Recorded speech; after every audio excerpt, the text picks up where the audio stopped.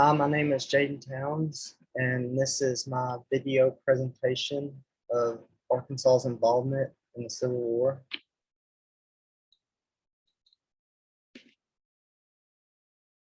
So, in the state of Arkansas in the years leading up to the Civil War, the state was nothing more than a peaceful state that produced most of its income by agriculture. And due to the state relying so much on slaves, slaves were a major part of the state. And as the state continued to grow, so did the number of slaves. Uh, when secession started getting talked about by other states, most of the Arkansans were loyal to the Union originally, even though they owned slaves. They hoped for a peaceful solution to the slavery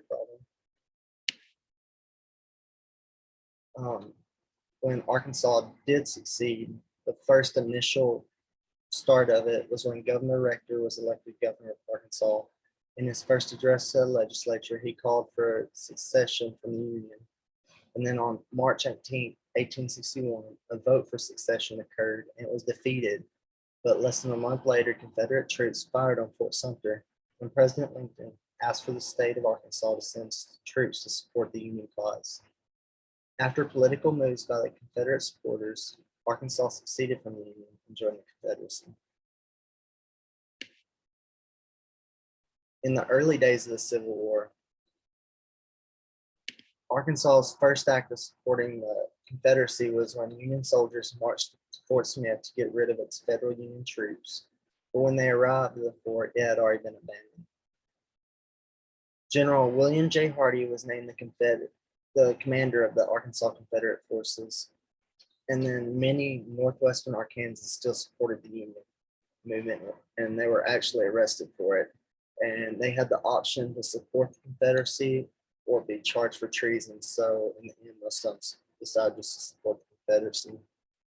And in January 1862, Confederate forces were driven south from Missouri, and this would lead eventually to the Battle of Pea Ridge.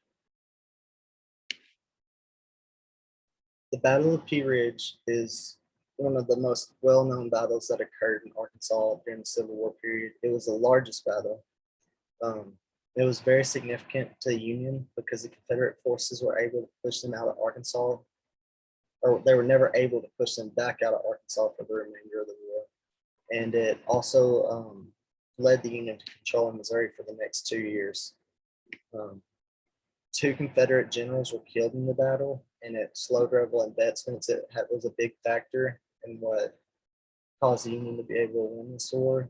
And the Confederate actually outnumbered the Union greatly, 16,000 and 10,500, but a shortage of ammunition and supplies eventually led to the Union troops able to claim the victory.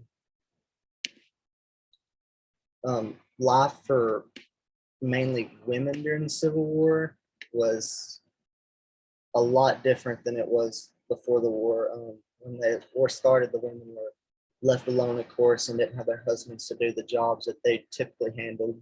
So they had to take over their tasks, which included stuff like farming and taking care of livestock and all the kids. And it was hard on them. And places where there was battles, the women of the town would basically be the nurses for injured men. And the women gathered together in groups. And in these groups, it was more like a social club for them. They'd find loose fabric or anything really that they could find. And they'd sew it into clothing and supplies for the men and send it to them while they were at war. The Battle of Prairie Grove was another major war that occurred in Arkansas. It was approximately 9 months after Pea Ridge. Again, like Pea Ridge, the Confederate troops outnumbered the Union troops by a pretty big number, and it still wasn't enough. The Confederate troops, the goal here was to push the Union back out of Arkansas, but of course it didn't happen. When the battle started, the Union forces were separated into two groups, and luckily one of the forces was able to flank the Confederate forces, and at the end of the day, there wasn't a clear winner, but the Confederate troops treated them not, so more or less the Union won, and they were able to claim the land. Battle of Arkansas Post was another major battle that occurred in Arkansas. It occurred at the mouth of the Arkansas River near the town of Arkansas Post.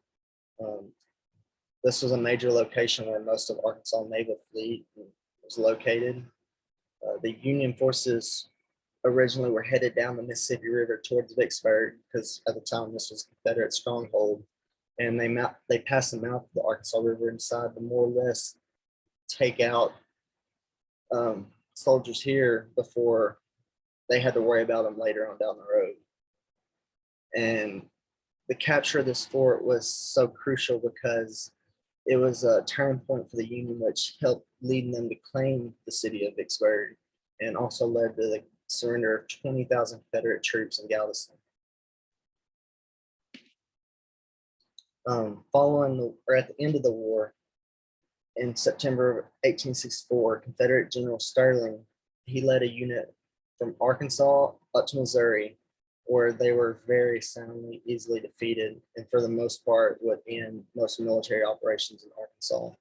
And although the true Civil War itself wouldn't end until 1865, most of the Confederate forces in Arkansas, at least, were beaten beyond repair, out of supplies, everything else that they just abandoned and deserted. And it got to a point in Arkansas where it was more about survival because times were so tough than it was about fighting the war.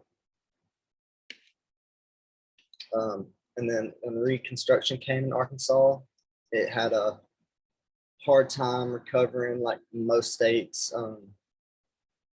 It had plenty of war-torn towns, and about 12% of the state's male population was lost during the war, which is crazy to think about.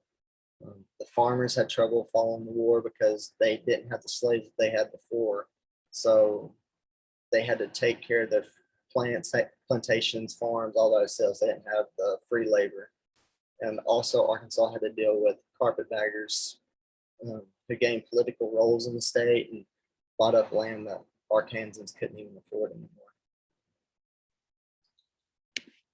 And this is my works cited, and that wraps up my presentation of the Arkansas Civil War. Thank you.